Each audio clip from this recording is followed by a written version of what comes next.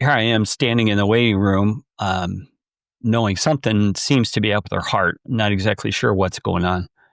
And Mick, I'm telling you, I sat there in the waiting room watching the fish in the aquarium, just thinking about being a single dad. It was one of the scariest days of my life. Welcome to When You Look, where ordinary people share their extraordinary experiences, and you get to decide, was it coincidence or God? Carey, thanks so much for being on When You Look. Stoked to have you here. Mick, it is great to be here. I've been excited ever since I heard about this show. So let's do it. Well, really excited, as mentioned. Before we get into your story, though, we know that the listeners want to know a little bit more about you. So tell us a little bit about yourself. Yeah, well, I'm a redneck kid who grew up to be a pastor, grew up in Texas, in the middle of the oil fields in a little town, and youngest of five, married, have 5 kids of my own now, 7 grandkids. Happy as can be, blessed. Man, that's awesome. Glad to hear about the family as well. Well, give us a little bit of backstory and then set the stage ultimately for the entire story and how things went for you and how you experienced them. Yeah, well, absolutely. We got to rewind about 30 years. My wife and I coming up on our, let's see, what is it, our 35th wedding anniversary this year. And this was within the first 2 years of our marriage. So a long time ago. We were expecting our first kid. We knew it was going to be a boy. Very excited. The day came and went. He was born, beautiful.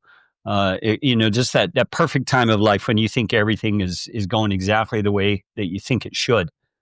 Well, about 2.5 months after that, I went to the gym to work out in the morning. My wife had been up with the baby in the night and was usually still in bed when I got home. Well, this particular day I got home and she was still in bed. And so I go and I get ready for work and all that stuff. And I go in to give her a kiss and she's not waking up. And when I get her just a little bit conscious, her eyes are rolling back in her head and she can't speak. And it was panic moment, man. Yeah, I'll bet. Wow. So what'd you do? Well, this is really funny. First thing I did was call my mother-in-law. They lived probably 15 minutes away. And my thinking was that it was a blood sugar issue because my wife had struggled with blood sugar issues all the time, would feel faint, that kind of thing. So I thought maybe she's just fainting. And so I called my mother-in-law. She started coming over. I ran downstairs and started cooking an egg, something, get her protein in her body, whatever. Well, I get back up there and she still is just unable to talk, is not waking up. And so the minute her mom got there and looked at her, she said, "We need to call 911." So we did. We called. The ambulance was there probably within 10 minutes. They, checked her out and very quickly had her on a gurney going down the stairs to head toward the ambulance. And, here I am with this tiny little baby in the next room and just kind of freaking out. I have no idea what's going on. And so I jump in the front of the ambulance. My mother-in-law takes the baby and we're off to the emergency room. And when we get there, we rush in and, they give me all the stinking paperwork to fill out, So I'm sitting in there just frantically filling out this paperwork. And my wife has been taken back to an emergency bivouac, whatever they call it, those places with all the curtains around them. And so after I finish the paperwork, the lady points me down the hall to where I can find her. And as I'm walking into that area, I'm intercepted by a nurse. Kind of makes sense. But I can see past her. The curtain is open halfway and there's this gang of people around my wife. And they have those little shock paddle things sitting out on the table. And about that time, somebody looks and sees me and pulls the curtain, and this lady shuffles me off to the waiting room. So here I am standing in the waiting room, knowing something seems to be up with her heart. Not exactly sure what's going on. And Mick, I'm telling you, I sat there in the waiting room watching the fish in the aquarium, just thinking about being a single dad. It was one of the scariest days of my life. And so I don't remember time frames. I just remember finally somebody came and told me that they had put in a temporary pacemaker. My wife's heart rate had dropped from a normal resting 75 to 80 beats a minute to about 20 beats a minute. And she's 23 years old. I mean, this kind of stuff just does not happen to a 23-year-old, not typically. And so that's exactly what the doc was telling me, was this is very strange. It does not happen to someone your wife's age. And so we finally got out of the emergency room into an ICU room. And when I got to see her, she was her normal, cheerful self. She seemed just totally fine. And the doctor said, yeah, that's very normal. You know, her heart's working like it should now, and she's got all the oxygen she needs. She's got the blood flow, and she's doing fine. So, you know, what we need to figure out is what happened and what we can do to prevent it from happening again, or to remedy the situation. And so, long story short, 5-6 days go by. They're still scratching their heads. They're looking up every medical journal they can, and there's just no case studies for someone her age having this issue. And what they finally diagnosed, they called a complete heart block, which is nothing to do with the blood vessels. Like you normally will hear a heart attack with cholesterol and all that. It didn't have anything to do with that. It was the electrical system of her heart had essentially gotten blocked.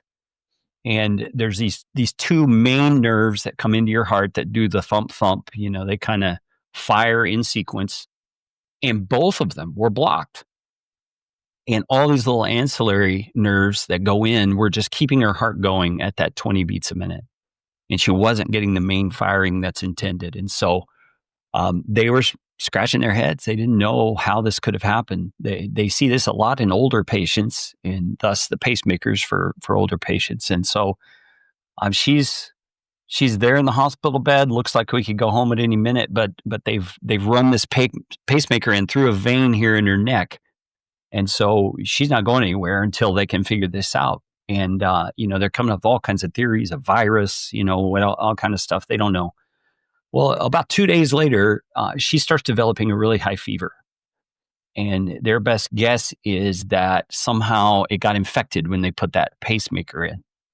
And the only remedy, Mick, is to take the pacemaker out and to flush the wound with, you know, antibiotics and that kind of stuff. And my first question is, okay, that's fine, but what about her heart? You know, what's going to happen? And, you know, I still remember that Dr. Levine looking me in the eye and saying, I had to be honest with you, we don't know. We don't know what's going to happen. She could drop right back to that 20 beats a minute. That's most likely.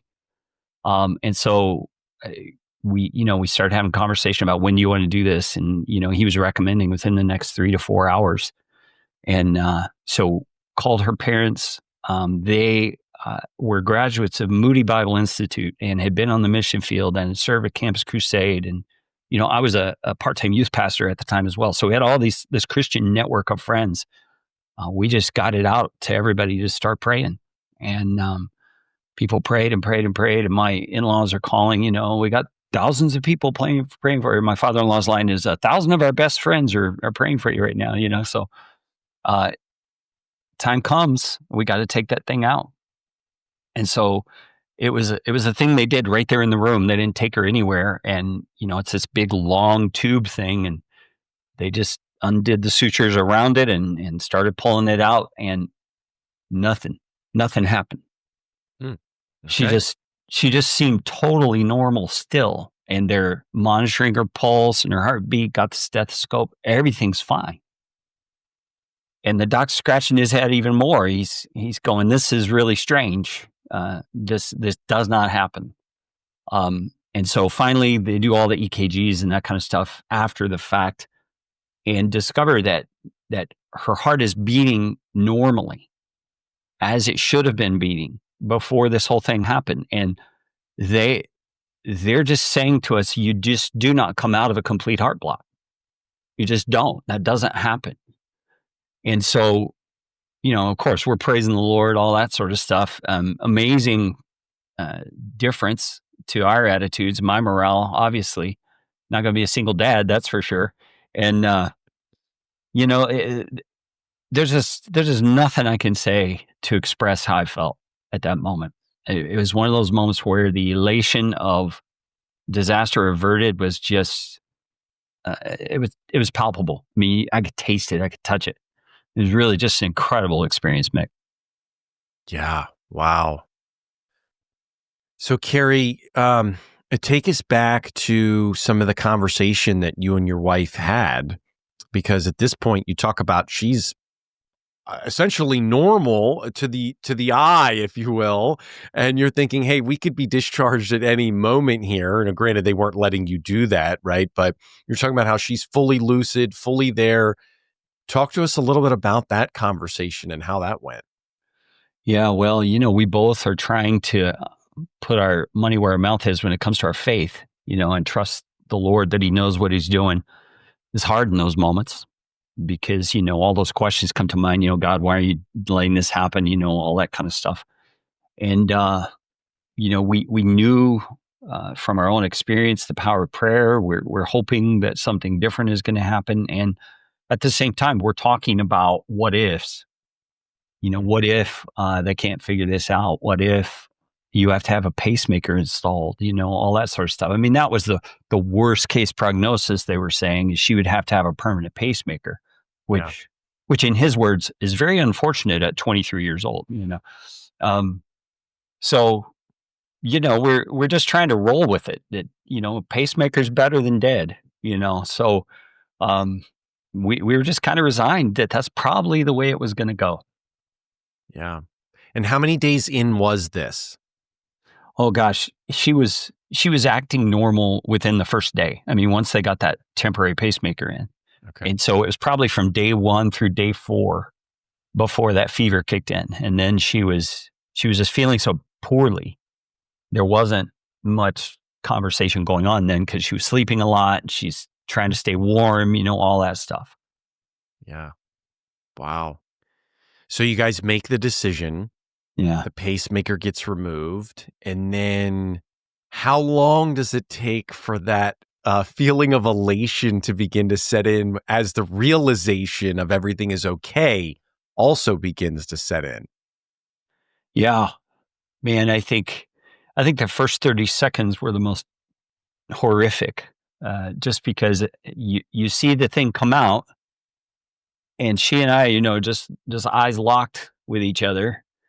And that silent language you have with your spouse, with your eyes and stuff. And she's looking at me like, well, nothing's happening, that kind of a look. And it was like that too good to be true thing. You're waiting, well, maybe it takes a minute. Maybe your heart stays on autopilot for a bit and then drops. And it was within probably 2-3 minutes, the doc was saying, this is unusual.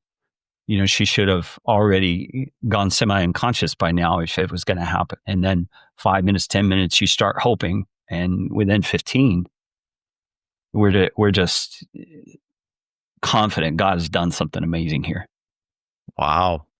Very cool. Well, you just mentioned some timing stuff there. The doctor says, typically within 2 or 3 minutes, somebody's semi-conscious at that point. So actually take us back. Let's kind of rewind to the beginning because you had described a fair bit of elapsed time. So we don't know when this all started. Right. And you get home. So some period of time's elapsed up until you get home. But even if it didn't, even if it happens the split second you get home, it's about 15 minutes or so you were talking as you're making the egg and that type of thing. And then another 10-ish until the ambulance arrives. So we're talking kind of at a minimum 25-ish minutes. We don't know how much longer than that. So here kind of comes the question. What kind of physical or brain impact did any of that low heart rate and semi-conscious and completely not normal state have on your wife? Yeah. Those were concerns for me because, I didn't know anything about any of this. And, the doctor said that 20 beats a minute roughly is what her heart was beating at. And that's barely enough to keep you alive is what he said. And so I'm immediately thinking lack of blood flow to the brain and maybe the heart being damaged and all that kind of stuff. And we found out after the whole thing was done, Part of what they were amazed about was that once her heart's beating normally and everything, they're doing ultrasounds, they're doing the EKG, they're doing all that stuff to kind of assess what's happened to her heart. And they were saying normally you would see some kind of damage to the heart.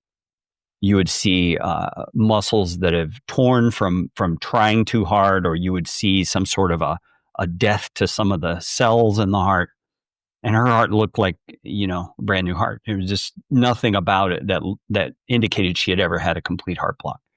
And, you fast forward some from there, every time we had a baby from then on, they would hear her story and want to get her checked out and would want a cardiologist in the room when she delivers. So every one of the kids was scheduled.